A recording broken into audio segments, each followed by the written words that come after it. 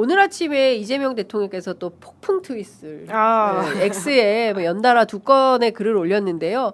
첫 번째 올린 것은 부동산 불패 이제 그런 신화는 없습니다. 계곡 불법 시설 정비, 주식시장 정상 회복처럼 대한민국 모든 것들이 정상을 되찾고 있습니다. 부동산 정상화 역시 피할 수 없는 시대적 흐름이자 반드시 해야 할 국가 핵심 과제입니다. 석 달 만에 뒤집힌 집값 전망, 하락론 부상 이 기사를 이제 같이 링크를 걸었는데요. 사실 5월 9일에 그렇죠. 이제 부동산 양가세 중과 유예가 이제 항구적으로 중단이 됩니다. 이제 끝나는 건데요. 이 부분을 의식한 건지 이와 관련된 입장을 밝혔습니다. 어떻게 보세요? 대통령이 시기 때문에 오늘이 5월 6일이라서 이제 사흘 앞으로 다가온 이제 부동산 중과 유예를 더 이상 하지 않겠다라는 것 때문에 이거를 올렸다고 보십니까? 어떤 정책의 일관성을 강조하고자 그런 거라고 보십니까? 결국은 이제 본인이 선언했던 정책의 효과를 보여주는 단면이 그 어떻게 보면 연구소의 보고서로 입증이 됐기 때문에 그런 부분들을 보여주면서 결국은 앞으로도 장기적으로도 부동산 불패 신화를 정리하겠다라는 본인의 입장을 공고히 하는 효과가 있는 말을 한 게 아닌가 싶고, 실제로 이 그 KB 금융주주 경영연구소의 그 KB 부동산 보고서를 보게 되면은 시장 전문가와 공인중개사들이 상당수가 전국 주택 매매 가격 전망에 대해서 상승이나 하락을 전망을 했을 때 하락 전망이 상당히 우위를 뒀다라는 거거든요. 그렇기 때문에 앞에 있던 그 중과세 유예 부분이라는 것도 결국은 정책 효과가 발휘됐다라는 것이고, 이게 1탄에 그치지 않고 2탄, 3탄으로 나아갈 수 있음을 뭔가 예단해서 보여주는 상황적인 맥락이라고 이해하는 게 옳을 것 같습니다. 어떻게 보세요? 네, 이제 뭐 당연하게 이게 하락이 대단한 일이 아니라 사실 그동안 너무 많이 올랐다라는 차원에서 안정화라고 봐야 되는 거라고 생각하거든요. 그리고 사실 이재명 정부에서는 대단한 부동산 정책을 아직까지 쓴 적이 없습니다. 대통령이 말과 의지를 통해 가지고 여기까지 온 것이기 때문에 그것만으로도 사실 저는 되게 놀라운 일이라는 생각이 드는데요. 그러니까 이런 식으로 안정화되어 가지고는 부동산의 가격이 전반적으로 그 시민한테 가닿을 수 있을 때 그것이 정치의 효능감이라는 생각이 들어서 이 일관성을 가지고 계속 가져가는 게 중요하다라고 생각합니다. 사실 굉장히 그 보수 언론과 경제지를 중심으로 5월 9일 이후에는 폭등할 것이다라는 식의 주장들과 프레임화해서 기사들을 많이 쓰고 있거든요. 이제 그러다 보니까 대통령이 또다시 이런 의지를 보여주는 게 아닌가라는 생각이 들기도 하고요. 제가 그 정확한 수치를 좀 소개해드리면요. 그 4월 조사에서 올해 전국 주택 매매 가격 전망에 대해서 시장 전문가의 56% 상승을 공인중개사의 54% 하락을 전망했는데 불과 석 달 전 1월 조사에서는 시장 전문가의 81%, 공인중개사의 76%가 상승을 압도적으로 점쳤기 때문에 굉장히 유의미한 변화라고 정부에서 체크하고 있는 것 같습니다. 그러니까 이런 것 같아요. 정책 당국자들이 막 이런저런 언론 취재에 의해서 흔들리면서 이 말도 맞는 것 같고 저 말도 맞는 것 같고 그러면서 계속 정책이 흔들리면 끌려다니는 거예요. 시장 소위 얘기하는 업자들에게. 저는 크게 보면 이제 부동산 재벌이 뭐 무슨 임대업자들만 있는 게 아니잖아요. 솔직히 말하면 언론사들도 건설업을 하는 그 대주주가 있기도 하고 이해 당사자들 영향을 받기도 하죠. 상당히 영향. 근데 그게 사실은 뭐 기초단체, 뭐 광역단체 또 다 있지 않습니까? 이제 이게 결탁되면서 결국에는 이익 집단화 돼버려가지고 공적 결정을 늘 못했다. 그런데 대통령이 중지를 세우고 사실은 이 부동산 정책과 관련해서 굉장히 오랫동안 미뤄온 겁니다. 얼마나 많은 마타도가 있었습니까? 그럴 때마다 X에 짠. 저는 이런 결기라고 표현하는 게 맞을 것 같아요. 이런 정책 결정자의 결기와 의지가 있기 때문에 굳건히 밀어가니까 되는구나. 부동산 불패 신화가 있었잖아요. 보십시오. 반드시 이제 최고가 신고가 나오면 그걸로 끝나는 겁니다라는 기자들의 분석과 전망도 굉장히 많았어요. 아니다. 결코 그렇지 않다. 그러니까 결국에는 정치인이 하는 것 같아도 국민들의 이런 마음들을 담아서 굳건하게 밀고 가는 의지가 굉장히 중요하다라는 게 확인된 부동산 정책이 아닌가 싶어서 그 말씀을 좀 드렸습니다. 이제 부동산 정상화 안 시킬 겁니까? 큰일 납니다. 네. 이광수 대표님 박수로 모십니다. 네, 안녕하세요. 네, 안녕하세요. 이광수입니다. 네, 고맙습니다. 아, 오늘 뭐 주식도 엄청나게 많이 올랐던 것 같아요. 그러게 오늘 주식시장이 또 역대 최고치를 달성했고요. 와. 이제 7천, 코스피 지수 7천을 앞두고 있습니다. 이거는 솔직히 뭐 전문가들도 예상 못했어요. 그렇죠. 난리가 났습니다. 맞습니다. 근데 오늘 주식시장에서 굉장히 특징적인 건 외국인들이 많이 샀어요? 예, 지수를 계속 끌어올리고 있어요. 기관이랑 외국인이 많이 매수했더라고요. 그렇죠. 특히 외국인이. 아니 그러면 대한민국 투자자분들은 이거를 혜택을 못 받는 거예요? 그러니까 그런 지점에 이제 문제도 있을 수 있는데 어쨌든 단기적으로 보면 그렇다는 얘기고 그동안 한국의 투자자들이 많이 샀으니까 또 많이 갖고 있으니까 오늘 보니까 오르는 건 개인이 좋습니다. 많이 수익 실현했다고 기사 나오더라고요. 아, 이거 지금 실현할 때 아닌데 그걸 벌써 실현해. 왜 그래? 뭐 얼마나 올랐다고 실현해? 이재명 대통령이 맨날 얘기합니다. 네. 지금 주가 많이 올랐다고 막 들떠 있잖아요. 네. 혼내요. 오른 거 아니라고. 지금 정상화 단계라고. 그렇죠. 근데 이게 주식 투자의 원칙을 다시 한번 알려드리고 싶은데 네. 오르는 주식은 파는 게 아니에요. 그거 왜 팔아? 그러니까 이게 수익 실현이라는 게 굉장히 흥미로운 지점이 있는데 네. 우리가 주가가 오를 때 이제 상단을 예상하고 나니까 거기에 마치 도달하니까 팔아야겠다는 생각이 들잖아요. 네. 그런데 수익은 최대한 늘리고 손실은 줄이는 게 투자의 원칙이거든요. 그렇습니다. 근데 우리는 반대로 합니다. 반대로 해. 그러니까 수익은 줄이고 손실은 늘리죠. 아. 그래서 주가가 빠지면 오래 갖고 있고. 네. 희한해. 그 네. 예를 들어서 이런 거야. 손흥민이 골 계속 넣어. 손흥민 빼는 거야. 아, 진짜 바보 같은 왜 분이네. 빼? 손흥민을 그쵸. 계속 골 넣는데. 그렇죠. 피곤할 것 같아서 빼는 거죠. 아이, 그러지 마. 왜 그래? 그러니까 반대로 해야 된다. 근데 사람의 심리가 이상하게 반대로 작동돼요. 그 옛날 문법에 익숙해지면 안 됩니다. 지금 이제 정상화 단계입니다. 오늘도 많은 분들이 가장 많이 물어보시는 게 뭐냐면 많이 올라서 불안하대요. 아, 불안하죠. 확 많이 떨어질까 올랐으니까. 그러니까 저는 그게 이유를 잘 모르겠어요. 오르는데 좋지 왜 불안하지?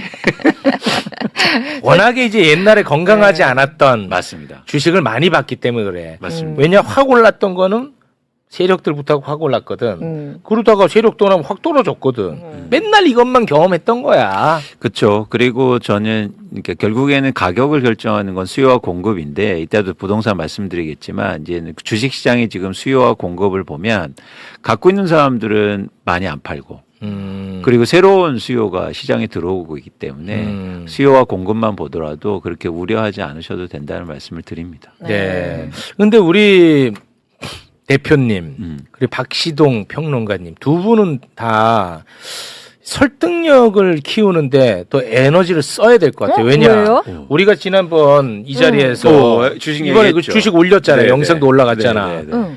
아직 이지선을 설득을 못했어. 그래서 이지선이 더 떨어지면 들어간다고 해갖고 아직 또 못 들어갔어요. 설득력을 좀 키우세요. 아, 예, 좀 문제의식을 가져보겠습니다. 심각한 겁니다. 전문가로서. 지금 네. 이제 들어가기에는 너무 많이 올랐으니까 오늘도 더 많이 올랐으니까 또 시작이야. 또 시작이야. 그러니까 이게 계속 반복되는 건데 예. 이게 오르면 오를수록 너무 많이 올라서라는 말씀을 하시잖아요. 진짜. 예. 근데 투자는 미래에 하는 거거든요. 그게 안 되더라고. 네. 다른 언어를 개발하셔야 돼. 그래, 다른 뭘까? 언어를 좀 개발해 주세요. 이지선을 설득을 못했어요. 결국. 지금 저랑 같은 마음으로 댓글 쓰시는 분들 많더라고요. 많죠. 오늘도 많이 올랐네, 많죠. 배 아프다고. 근데 과연 얼마큼 예를 들어서 그러니까 무슨 말이냐면 많이 올랐다는 기준이 이게 흥미롭잖아요. 흥미로워요. 예를 들어서 6천이 됐을 때 다들 그렇게 말씀하셨을걸요. 아니, 그러니까 원래 이제 2,400으로 시작했잖아요. 네. 이지선 씨가 2,900 가니까 야 너무 올라서 못 들어간다. 아, 맞아. 2,900. 근데 지금 2,900 들어가서 난리 났잖아. 네. 근데 또 이런 사람들이 맨날 하는 얘기가 아 좀 떨어지면 산대. 또 그래서 전쟁 딱 트럼프 얘 말 듣고 일으켜 줬거든. 떨어졌어. 너무 떨어져서 못 샀대. 어떡하라는 거야.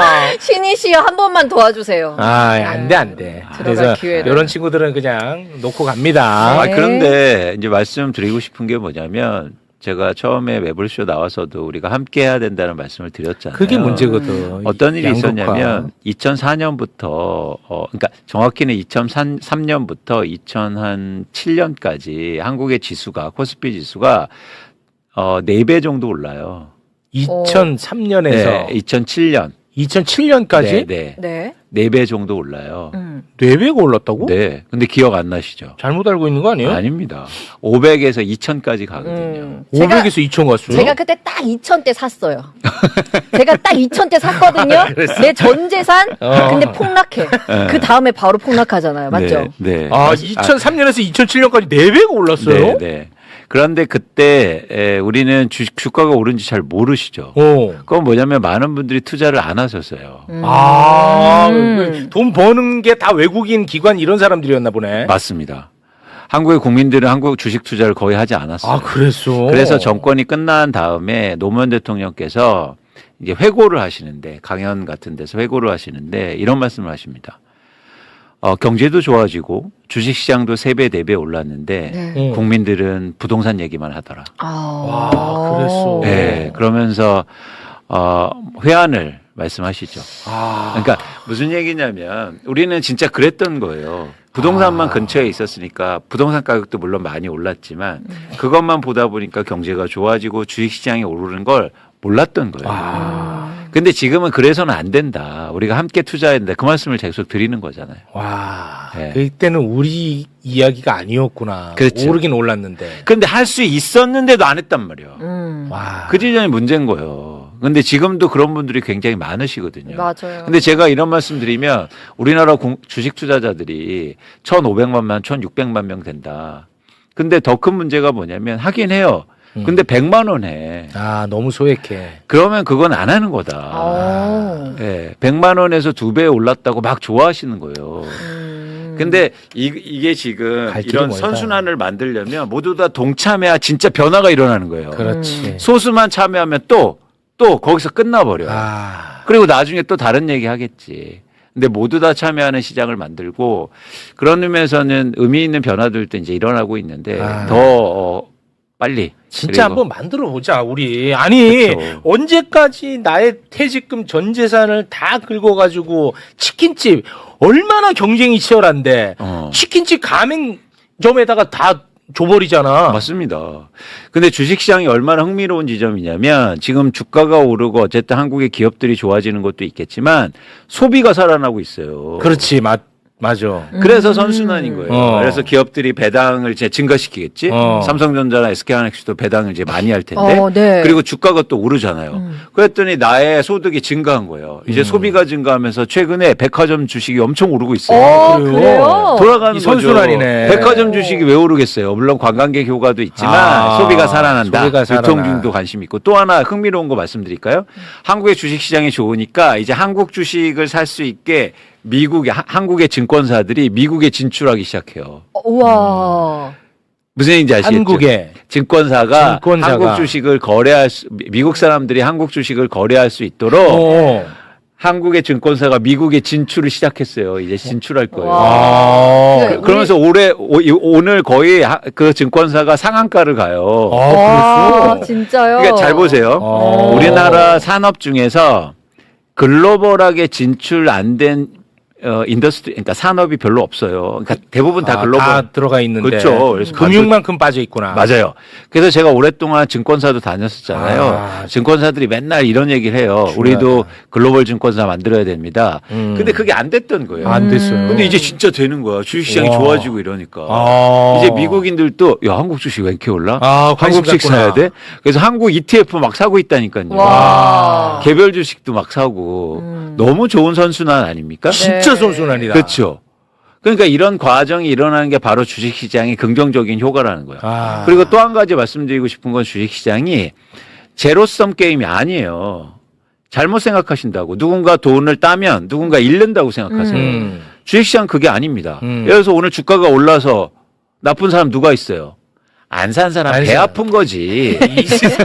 이지성 계속 지금 배 아프다고. 그거 배 아픈 거지. 네. 뺏어간 건 아니잖아. 그렇죠. 손해는 아니죠. 그렇죠. 네. 그렇기 때문에 주식시장에 오르는 건 저는 파지티브 썸이라는 단어를 사용하는데 어쨌든 모두 다 좋아지는 방향성이다. 그래서 부동산하고는 다르다. 그런 선순환을 사실 이재명 정부도 얘기하는 거고 그렇지. 그렇기 때문에 주식시장이 좋아진 수 있다는 얘기를 하는 거죠. 아, 좋습니다.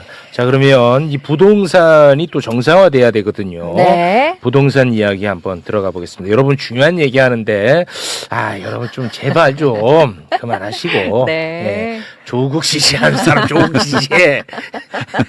김용남 지지하는 사람 김용남 지지해. 그만해. 이제 각자 지지하면 되잖아. 그리고 최욱이 내가 쓱 봤다 아까 너가 아까 주식참 보다는 게 내 여론을 좀 영향을 그때 봤어. 그걸 보셨구나. 봤는데 조국 지지자들은 다 나보고 김용남 지지자래. 김용남 지지하는 사람들은 다 나보고 조국 지지했대 이번에. 그러니까 됐지? 그만해 이제 알았지? 그래. 양쪽에서 다 욕먹으니까 그래. 됐어. 그래. 누구 하나 뭐 없어. 그래. 자 주식 네. 아니 부동산 시장 정상화 만듭니다. 네. 예, 부동산 시장이 지금 굉장히 중요한 시점에 돌입하고 있는데요. 일단 양도세 중과가 본격적으로 시행되지 않습니다. 이제 5월이잖아. 네, 그렇죠. 다주택자 중과가 다주택자 양도세 중과가 5월 9일 이후로 5월 본격적으로 9일. 시행이 됩니다. 네네. 이거는 다 모두 다 알고 있던 다 알고 있죠. 사실이고 그리고 시장이 어떻게 반응할 것이라는 거를 이미 예측이 되어 왔던 상황이에요. 그래서 저희가 이제 시장의 변화를 이제부터 관심 있게 볼 건데, 즉 얼마나 과잉돼서 움직이느냐가 이제 관건으로 보입니다. 네. 그런 차원에서 최근의 시장의 변화를 이제 볼게요. 그러니까 이게 자산 시장인 게 특징적인 게 뭐냐면, 예를 들어서 5월 9일이 딱 된다고 해서 그날부터 변화가 일어나는 게 그런 게 아니에요. 미리 변화가 일어난다는 거예요. 그걸 예측하고 있기 때문에. 그렇죠. 그렇죠. 네. 그렇기 때문에 시장이 지금부터 시장의 변화를 보면 이제 5월 9일 이후로 한국의 부동산 시장의 어떤 시장을 예측할 수 있는 단초가 지금 볼 수 있는 거죠. 그런 차원에서 1번을 한번 볼게요. 이게 뭐냐면 서울의 주간 아파트 매매 가격 지수 변동률이라고 하는 건데 네. 송파구의 빨간색입니다. 송파구의 매매 가격 주간 아파트 매매 가격 지수가 1월 때부터 상승세가 둔화되면서 2월과 3월 초까지 이제 하락세를 보이잖아요. 네. 그렇죠. 저희가 이거를 이제 효과를 내고 있다라고 본 거고 네. 시장이 이게 출발로 해서 안정세가 도입될 수 있을 가능성을 이제 말씀드린 거죠.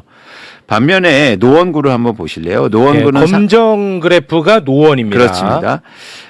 상승세가 둔화됐긴 했지만 어쨌든 노원구는 여전히 계속 아파트 가격이 상승하고 있었어요. 그렇죠. 그래서 이제 이걸 요약돼서 말씀드리면 다주택자 양도세 중과가 시행될 것이라고 예측돼서 송파구 등 강남 3구를 중심으로 해서 아파트 가격은 하락했습니다. 네. 하락했어. 그런데 이제는 이게 종료가 임박해 오면서 다시 반등하는 모습을 보여주고 있죠. 이거 올라가네. 네. 송파가 예. 올라가잖아. 다시 올라가죠. 네. 아이고. 올라갑니다. 반면에 노원구 아파트 같은 경우에는 상승률은 둔화됐지만 여전히 상승하는 모습을 보여주고 있어요. 네. 그러니까 약간 아파트별로 격차는 있어요. 어떤 분들이 노원구의 어떤 아파트는 역대 최고점을 찍었습니다. 이런 말씀을 하시지만 전반적으로는 어쨌든 이런 모습입니다. 그렇기 때문에 지금 서울 아파트 가격이 다시 상승하고 있다는 얘기가 나오는 이유예요. 그러니까 왜냐하면 종료 지점이 예측됐기 때문에 더 이상의 뭔가를 없으면 당연한 결과. 당연한 거야. 그거는 네. 맞아. 그렇잖아요. 그건 맞아. 그러면 그걸 조금 더 살펴보자는 거죠. 다음 장을 보시면 다주택자 양도세 중과가 이제 시행이 되니까 갑자기 1월 달부터 빨리 팔아야겠다라고 하면서 송파구의 아파트 매도 물량이 크게 증가합니다. 매도 물량이 아주 폭증을 해버렸네요. 폭증하죠. 이거를 이제 말씀드린 거에 뭐냐면 강남 3구, 송파구 등 강남 3구에는 다주택자가 주택을 많이 갖고 있다는 걸 반증하는 거예요. 그렇지. 그러니까 양도세를 조금이라도 줄이기 위해서 갑자기 팔려고 확 한 거죠. 네. 그런데 이제 거래가 되고 어쨌든 하락 거래가 이어지는데 잘 보시면 매물이 그렇게 많이 소화되지 않았어요. 소화가 안 됐어요. 많이 팔리진 않았다고요. 그러면 예를 들어서 내가 아파트를 팔려고 내놓았는데 세금은 절약해야 됐고 막 오락가락 하다가 이제 못 판 거예요. 그럼 어떻게 할까요? 이제 팔 이유가 없잖아요. 걷어들여야죠 다시. 네, 전혀 이유가 없는 거예요. 어차피 그렇지. 세금 내야 될 거. 그럼 양도세기 때문에 이제 안 팔면 되는 거예요. 안 팔면 되지. 그러면 세금을 낼 필요도 없고 그리고 만약에 다시 아까처럼 오른다고 하면 그럼 어떻게 될까요? 더 팔 이유가 없는 거예요. 아유, 안 팔길 잘했다 하겠죠. 그 지점이에요. 그 지점이에요. 이광수 어차피 다 틀린다 저놈. 네. 아유 이광수 말 듣고 잘 된 적 없어. 뭐 이렇게 하겠지.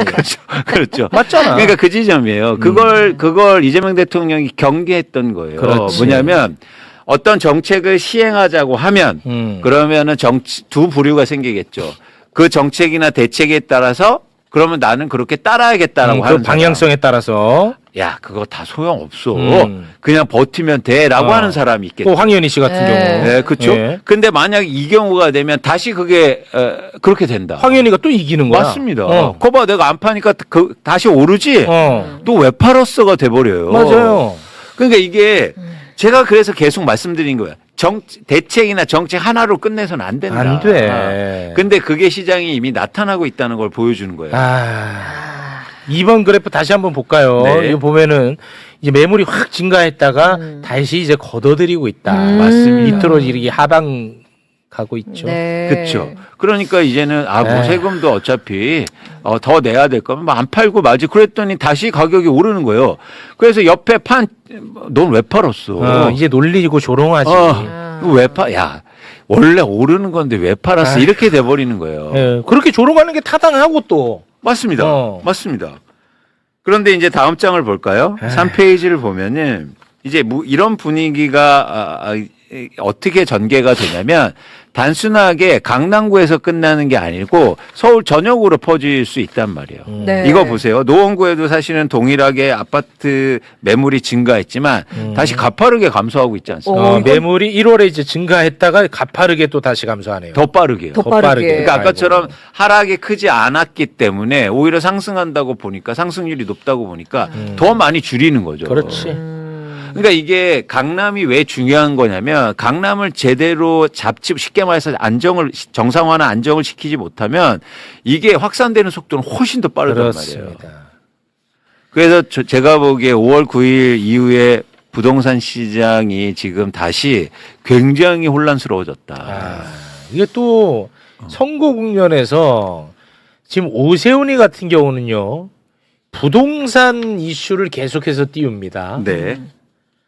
그러면은 경쟁하는 후보는 거기서 또 위축돼요. 맞습니다. 그러면 결국은 또 부동산 선거 치러지면 민주당에서 주춤할 수밖에 없고 그쵸. 이 악순환의 이 고리는 계속해서 끊지 못하고 계속 반복되는 거예요. 그래서 이걸 제가 걱정했던 거 아닙니까? 이걸 걱정했잖아 우리가. 그래서 선거 전에 해야 된다고 그래서 했잖아. 로드맵 그리고 계속 하자는 말씀을 드렸잖아요. 시장은 빨리 움직인다고. 제가 계속 말씀드렸잖아요. 시장은 기다려주지 않는다고. 이제요. 선거가 또 돌입했단 말이에요. 네. 가장 오세훈 시장이 가장 얘기하는 게 뭡니까? 또 부동산밖에 부동산밖에 얘기 안 해. 그러면서 또 하나 문제점은 뭐냐면 아이고. 4번을 한번 볼게요. 서울의 전세 가격이 오르고 있단 말이에요. 이러면 어떻게 되냐면 이게 공교롭게도 연결이 되는 거예요. 무슨 얘기냐면 네. 다주택자 규제에서 집값은 안정 못 시키고 오히려 오르고 세입자는 부담 가중시키고. 그렇지. 전세 가격만 오르게 했네. 어허. 너네들 뭐 한 거야? 이런 식으로 돼버린다고. 그렇지. 근데 이게 시민들 입장에서는 이게 체감적으로 느껴지기 때문에 진짜 그렇네. 이 말도 안 되거든. 잡으려고 하면은 안 잡힐 수는 있어. 잡으려고 해서 이게 오히려 집값을 더 부양시켰대. 말이 안 되거든. 그렇죠. 그런데 그걸 또 활용한다. 맞아요. 맞지? 맞아요. 맞아요. 그러다 보니까 단기적으로만 보면 마치 집값을 안정시키는 정책이 전세가도 올리고, 그러니까 다주택자를 규제하는 정책이 전세가도 올리고, 집값도 다시 올리고, 이런 정책이 돼버린 거예요. 그렇지. 그럼 이 얘기를 계속 듣다 보면 어떻게 됩니까? 자꾸 위축이 된단 말이에요. 위축돼. 그러면 이제 부동산 얘기는 아무것도 할 수가 없어. 아무것도 안 돼. 지금 갑자기 또 조용하단 말이에요. 조용해. 민주당 관계자들 매불쇼 나오면 부동산 얘기할까봐 발 동동 굴려요, 지금. 나는 그냥 천하의 반민주당 사람 되고. 그렇습니다. 저는요, 2주 전에 국회에서 토론회 가서 한번 갔거든요. 진짜 오래간만에 불렀어요. 가서 또 제가 막 그랬어요. 또 했더니 듣기 싫은가 봐요. 듣기 싫어. 듣기 싫은가 봐요. 듣기 싫어해. 아하. 근데 이게 이렇게 되면 다시 또 똑같이 된다, 옛날처럼. 똑같아, 그러면. 지금이 진짜 그야말로 절호의 찬스라고 수없이 얘기했습니다. 이번에 못하면 진짜 영원히 못합니다. 그래서 근데 이제 아직 늦지 않았다. 이제 시작도 좀 초기니까. 초기야 지금이라도. 그래서 지금 어쨌든 정부나 청와대에서 이제 준비를 뭐 하시는 걸로 제가 알고는 있지만 네. 저는 또 속도를 좀 내야 된다. 네. 그런데 전 이거를 선거에서 이제 더 가면 갈수록 이용할 거예요. 이용합니다. 보세요. 이제 당장 이번 주부터 서울 아파트 가격 지수가 막 올라올 거거든. 근데 그게 거래되는 가격은 사실 아니에요. 아까 1번 한번 보실래요? 1번 보시면 송파구의 아파트 가격이 다시 오르잖아요. 네네. 저게 거래되는 가격은 아니에요. 호가라 이거죠. 호가가 기본이에요. 거래가 안 되면 호가를 기본으로 하기 때문에 그러면 이런 거예요. 내가 집을 팔려고 내놨어요. 근데 안 팔렸어. 남았어. 그런데 어차피 양도세 내가 감면 못 받으면 호가나 올리자 이럴 거 아니에요. 그게 이제 시장에 반영돼요. 근데 이제 그걸 보면서 사람들은 또 뭐 정치인들이 또 얘기하겠죠. 뭐냐면 집값 오르네. 엄청 오르네. 그렇지. 그런 얘기들이 이제 엄청 나오겠지. 네. 그걸 어떻게 막을 거냐고요. 이 보유세를 좀 카드를 쓰면 안 되나? 그래서 이번에도 이제 장기보유 특별공제 얘기를 저희가 했지 않습니까? 네. 그 얘기도 잘 보세요. 심지어 저희가 법률안도 나오지 않았습니까? 네. 물론 뭐 소수정당에서. 여당은 소수정당이지만 네. 근데 방향성을 제시했지만 조용하잖아요. 조용해. 얘기 아무도 안 해. 그렇죠. 받지도 않고 그나마 지금 조용도 민주당 하고. 복당 안 되는 최혁진 의원만 얘기하는 거야. 그러니까요. 아무도 얘기 안 해요. 아무도 얘기 안 해. 네. 한창민 의원 이런 사람들만 한다고. 그렇습니다. 근데 저희가 이제 또 한번 그런 반추 차원에서 얘기를 한번 해보고 싶은 게 그 양도소득세 한번 과거를 한번 제가 말씀을 한번 드리고 싶어요. 이걸 한번 보세요. 이게 되게 재미있는 건데 양도소득세가 우리나라에 도입된 건 이걸 한번 같이 보실래요? 네, 몇 번 볼까요? 네, 5번 5번 볼까요? 보겠습니다. 1967년도에 박정희 정권 때 양도소득세가 도입됩니다. 네. 일단은 굉장히 특이하죠. 67년에. 네, 왜냐하면 군부독재 시절에 신기하네. 세금을 도입해요. 부동산에 대해서. 네. 신기해. 이게 굉장히 특징적인 사항이 있어요. 의외로요. 보수 정권에서 개혁적인 경제 조치들이 많이 도입됩니다. 오, 그랬어. 과거에. 예를 들어서 금융실명제 같은 거. 부동산 실명제. 그렇죠. 그러니까 저는 이 지점에서 조금 문제의식을 좀 가질 필요가 있다는 게 뭐냐면 오히려 뭐냐면 진보 정부는 상대적으로 진보라고 하는 정부는 이런 경제적인 진보적 개혁 조치들을 많이 도입하지 않아요. 그래요? 이상하죠. 희한하네. 네. 어쨌든 주택의 양도소득세 처음 도입한 건 박정희 정권 때였습니다. 그러다가 1975년도에 양도소득세 특별공제가 도입돼요. 공제를 해주겠다는 거죠. 네. 그런데 2006년도에 노무현 정부 때 1세대 1주택에 대해서 15년 이상 보유하면 최대 45%로 감면해 주는 걸 도입해요. 이때는 목적이 있었어요. 뭐냐면 집을 하도 막 갈아타고 막 거래하니까 한 집에 오래 살면 인센티브를 줄게. 이런 거였거든. 저희가 저번에 얘기한 자산 시장을 움직일 때 인센티브도 중요하다. 네. 근데 어쨌든 이게 이제 발로가 돼서 일종의 감면 조항이 들어가기 시작하는 거예요. 네. 근데 2008년도에 드디어 가장 문제되는 이명박 정부 때 1세대 1주택에 대해서 20년 이상 보유하면 최대 80%로 대폭 양도세를 감면해 주는 게 도입됩니다. 그런데 이게 누가 발의한 줄 아세요? 민주당의 당시 김진표 의원이 대표 발의해요. 진짜 김진표. 지금 어디 계세요? 김진표 의장님 지금 어디 계시냐고. 자, 근데 이게 히스토리를 좀 보실 필요가 있어요. 뭐냐면 2007년도까지 한국의 아파트 가격, 주택 가격이 크게 올랐으니까 마치 2008년도 대선이 부동산 정책 내지 부동산의 싸움이 된 거예요. 네. 그런데 그 싸움을 하면서 민주당에서도 부동산을 뭐 정책을 만들어서 규제하거나 안정화 정책을 한 게 아니고 오히려 풀어주는 쪽에 베팅한 거예요. 사회적 분위기가 그렇게 조성이 됐나 보네. 그렇죠. 그러니까 오히려 이명박 그 후보하고 차이점이 없는 거예요. 서로 그러면 풀어주겠대. 이명박 뽑지. 그렇죠. 당연하지. 되게 흥미롭지 않습니까? 그래서 그냥 옳거냐 하고 민주당 김진표 의원이 대표 발의한 걸 이명박 정부가 들어서자마자 바로 통과시켜버려요. 당연하지. 얼씨구나 하고. 그러니까 제가 말씀드린 김진표 의장님 지금 어디서 몇 평 아파트에 살고 계십니까? 행복하십니까? 아파트 평수까지. 행복하십니까? 그러니까 저는 최소한 방조자가 되면 안 된다. 정치적인 목적 때문에. 그러니까 이거를 계속 정치적인 목적으로 해서 동의도 해주고 이번에 보유세가 감면된 것도 사실 민주당이 동의하에 이루어진 거예요. 최근에도.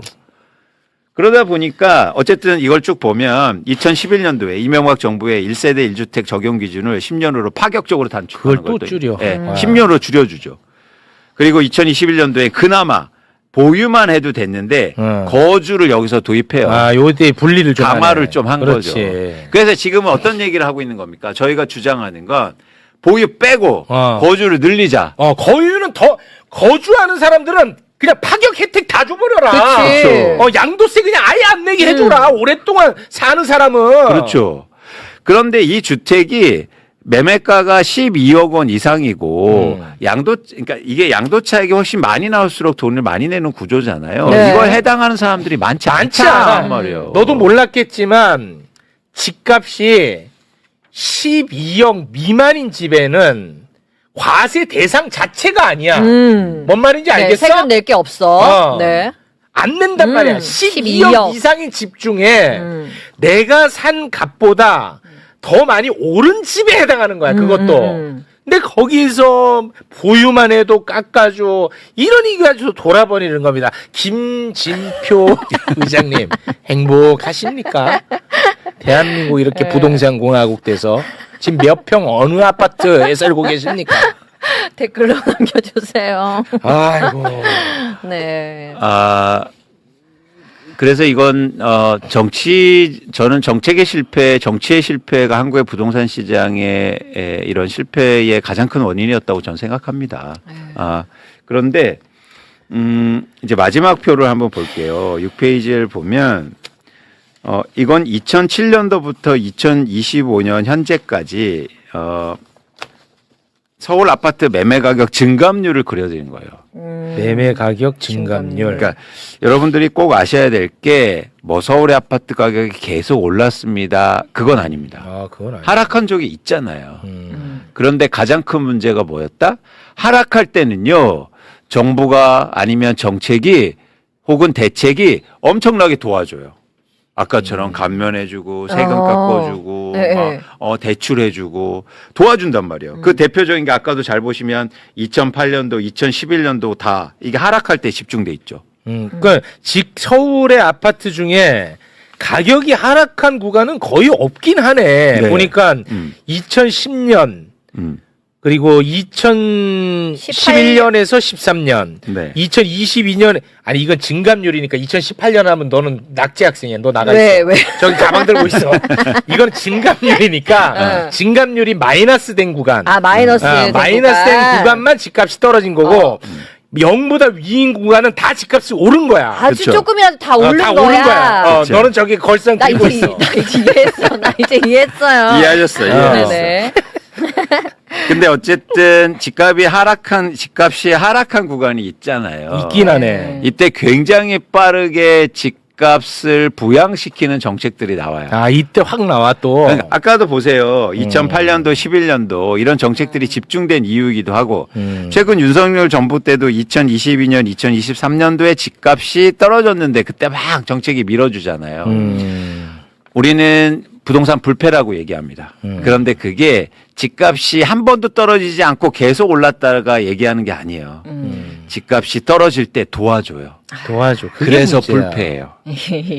그래서 불패예요. 그게 불패야. 세상에 아나운서님 그거 있잖아요. 주가가 떨어지면 누가 도와줘요. 주가가 떨어져. 근데 주가 부양책 써갖고 도와줘. 내 주가 떨어지는데 정부에서 막 정책을 해가지고 못 떨어지게 해주는 거야. 없어 근데 그러면 누가 걱정하겠어요. 무조건 사는 거죠. 무조건 사지. 그럼 얘도 들어간다고. 난 무조건 들어가지. 맞아요. 그런 식이었어요. 그렇게 했잖아. 그런데 예를 들어서 집값이 오르잖아요. 그럼 최소한 그 정책은 걷어들여야죠. 최소한이라도. 근데 그거는 천천히 걷어들여. 천천히 걷어들어. 기껏 막 이거 열심히 싸워야 그것도. 그러니 이게 정책의 실패가 있을 수밖에 없다. 네. 참. 그래서 이건 하지 말자. 이 속도 차원에서는. 지금 이재명 정부는. 그래서 말씀드렸잖아요. 최소한 윤석열 정부 때 그 정책만 거두어 들여도 이런 것들 거두어 들여도 안정되는 속도가 굉장히 빠를 수 있다라고 제가 주장하는 겁니다. 일단 그러면은 뭐 좀 걱정되고 하면은 윤석열 때 부활시켰던 것만이라도 좀 걷어들이고, 그러니까 쓰레기부터 일단 다 걷어들이고 불태우고, 맞아요. 그 다음에 좋은 시스템을 도입하는 걸로. 그렇죠. 이렇게 가면 안 되나? 그러니까 그게 또 당위론적이잖아요. 집값 말씀드린 것처럼 집값이 빠졌을 때 들어온 거니까 집값이 엄청 올랐을 때는 걷어들여야죠. 근데 그거는 천천히 걷어들여. 그 왜? 안 걷어들이기도 하고 계속 남아 있잖아요. 보시는 것처럼. 어렵다 부동산 잡기. 근데 우리 광수님 힘 빠진 것 같아요. 조금 빠졌어. 내 솔직히 얘기하면 좀 빠져 있어. 안 돼. 왜냐하면 욕을 많이 먹거든 지금. 지금 저 이광수 씨 잠깐 좀 일로 와봐요. 선거 끝나고 하세요. 누가 못하게 합니까? 선거 끝나고 하시라고. 이런 얘기 많이 하니까 힘 빠지지.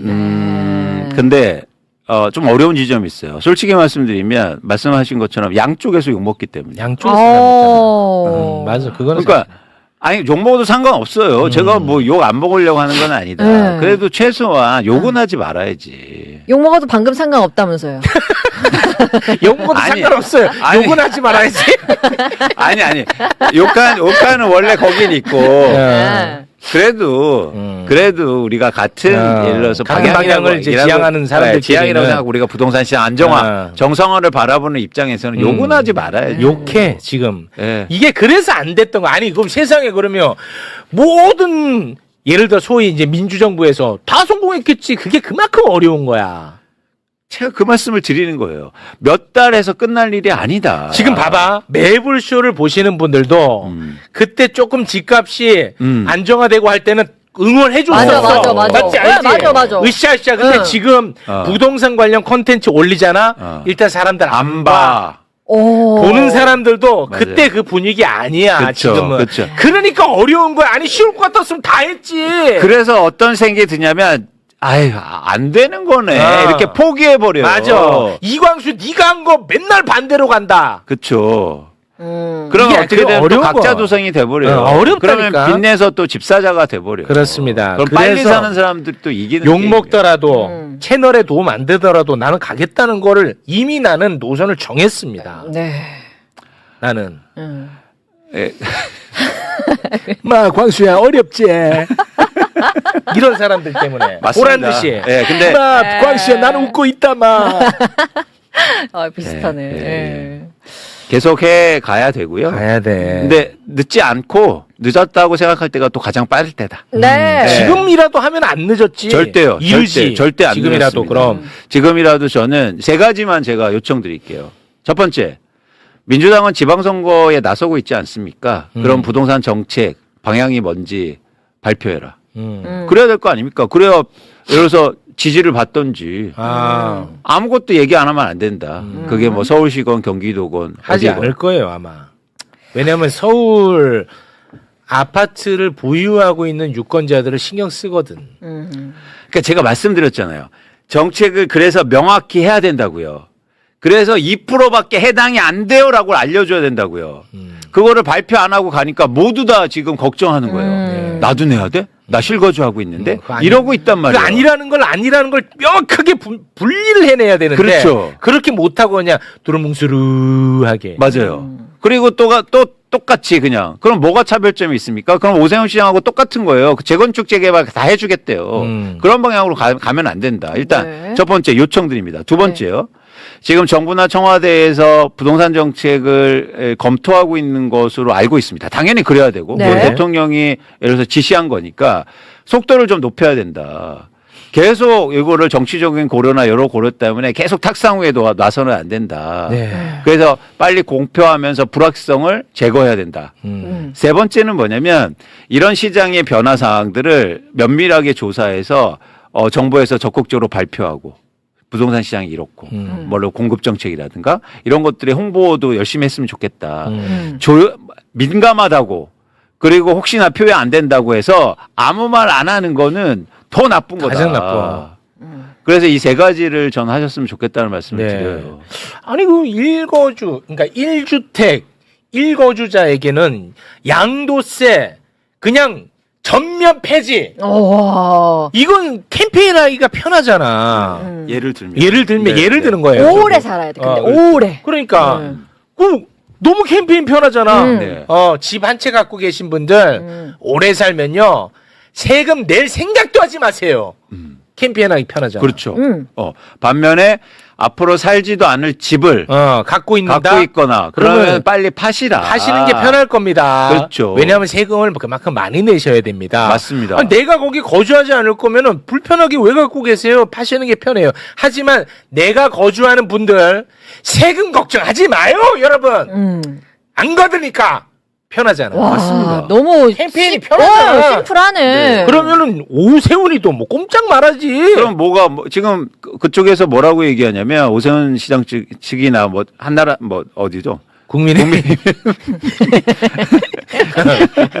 저는 신경을 잘 안 쓰기 때문에 국민의힘. 네, 국민의힘에서 뭐라고 하냐면 이제 1가구 1주택자 모두 다 세금 폭탄이 그런 식으로 맞을 하잖아. 거다. 그렇게 얘기한단 말이에요. 이게 불확실하니까. 얘기를 안 해. 애매모하니까. 오히려 말씀하신 것처럼 명확하게 선을 거줘야. 그럼 깔끔해지거든. 사람들이 불확실성이 없어질 거 아니에요. 그럼 좋네. 나 이렇게 해야겠다. 오세훈이가 딱 그렇게 계속 공격 겁니다. 지금도. 네. 지금 계속 걸어요. 그러면은 지금 그 정원호 후보는 네. 이렇게 딱 바로 방어 기제가 작동해. 아니 법을 만들지도 않은 걸 갖고 왜 가정을 갖고 그렇게 공격하십니까? 이렇게 가면 그렇죠. 그러면은 누가 더 당당해 보여? 오세훈이 당당해 보인단 그렇죠. 말이야. 그렇죠. 뭔 말인지 알죠? 맞습니다. 이거는 바로 방어 기제가 작동하더라고. 그렇죠. 이렇게 하면 안 된다는 거야. 뭔 소리야? 한 집 오랫동안 살면 오히려 세금 아예 안 내. 맞죠. 이렇게 어. 편하잖아. 너무 캠페인하기. 좋은데. 근데 검토하고 있습니다. 네, 그럼요. 우리가 시장 상황 봐가면서 그러면 배려. 어떻게 하겠습니다. 그러면 그게 안 되잖아요. 베린다니까. 근데 그런 정치적인 수사법뿐만 아니라 그래야 시장이 안정된다고요. 그렇지. 자산 시장이잖아요. 봐봐, 이분들도 지금 안 듣잖아. 지금 뭐 이렇게 열변을 토하고 있는데 안 들어. 댓글은 지금은. 왜냐하면 이게 뭐 된다 싶을 때는 으쌰으쌰 해주시더라고 진짜. 그리고 그게 지표로도 잡혔잖아.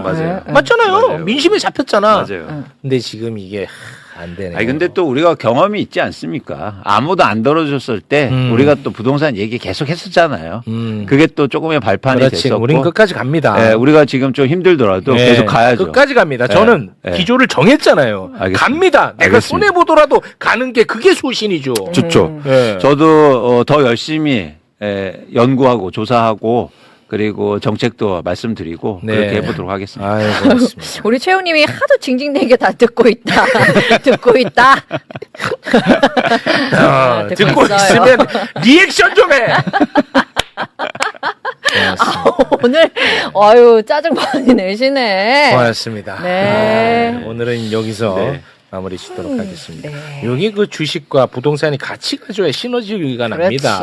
안 가면 어떻게 된다? 또 주식 팔아서 부동산 갑니다. 그럼 부동산 불패 나오고 또 그냥 도돌이표예요. 아니 이미 그런 얘기를 하고 있어요. 이제는 반도체 주식 팔아서 또 강남 아파트 사러 갈 텐데 이제 집값 폭등 각이다. 저봐. 저 뭐라고? 계속 그 얘기 또 나오고 있어요. 아이고. 네. 이런 나라가 정상적인 정상이 건 아니잖아. 어떻게 SK 하이닉스가 성과급 받는다고 SK 하이닉스 그 뭐죠? 버스 다니는 SK 하이닉스 뭐요? 셔틀 버스 다니는 그 지역의 아파트 가격이 오르고 있어요. 진짜. 이런 나라가 정상입니까? 정말 미치겠다. 아니 이런 나라가 정상이에요? 아니 어떻게 그러면 미국의 엔비디아 잘라서 엔비디아 거기 보너스 받는다고 엔비디아 거기 있는 주택 가격 오르고 이게 아니 SK 반도체 많이 팔면 SK 주식을 사야지. 그치. 그렇죠. 그리고 SK 하이닉스 직원들이 예를 들어서 집값이 안정되고 그러면 굳이 무리해서 아파트 막 올려가면서 사겠어요? 안 사. 아니 나 사지도 주식 않아. 우리 회사 주식 가서 열심히 배당 받고 나중에 아이들 잘 키우고 그리고 돈 벌어서 나중에 내가 오랫동안 살 집을 사겠지. 그렇지. 그러면 예를 들어서 아니면 야 빨리 이거 성과급 받아서 야 집값 오르니까 엄청 오르니까 강남 아파트 사자 이렇게 돼간단 그게 말이에요. 정상적인 나라냐고. 근데 이미 그런 거에 불지르고 있어요. 셔틀버스 다니는 지역 이제 찍어갖고 거기에 아파트 빨리 사야 된대. 참 이해 안 된다 안 돼. 확실히 그런데 지금 댓글은 다시 응원이야. 으쌰 하고 있네. 으쌰 여러분. 여러분이 지금 몇 살이신지는 잘 모르겠습니다만 여러분의 자녀들은 최소한 이런 정말 어처구니 없는 우리 아파트가 부서지기 직전이라고 승인받으면 박수치는 그러니까 이런 미친 나라에는 살면 안 되잖아요. 이건 맞아요. 아니잖아. 네. 저희가 상상도 많이 해봤지만 한국의 부동산 시장이 폭락하고 이런 얘기를 드리는 게 그게 아니에요. 아니잖아. 정상화되면 네. 우리나라가 진짜 좋아질 일이 너무너무 너무 많습니다. 많잖아.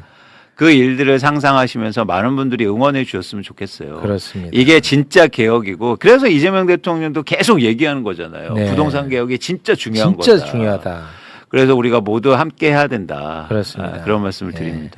야, 우리 아파트 드디어 무너진대. 와, 행복해. 이게 미친 나라지. 그래 미친 나라지. 이거는, 예. 그렇죠. 저기 보너스 받는데 가서 아파트 사자. 이런, 와. 이런 나라가 어디 이런 나라는 있어요? 없어. 셔틀버스 다니는데 찍어줘. 그거 진짜 웃기긴 하다.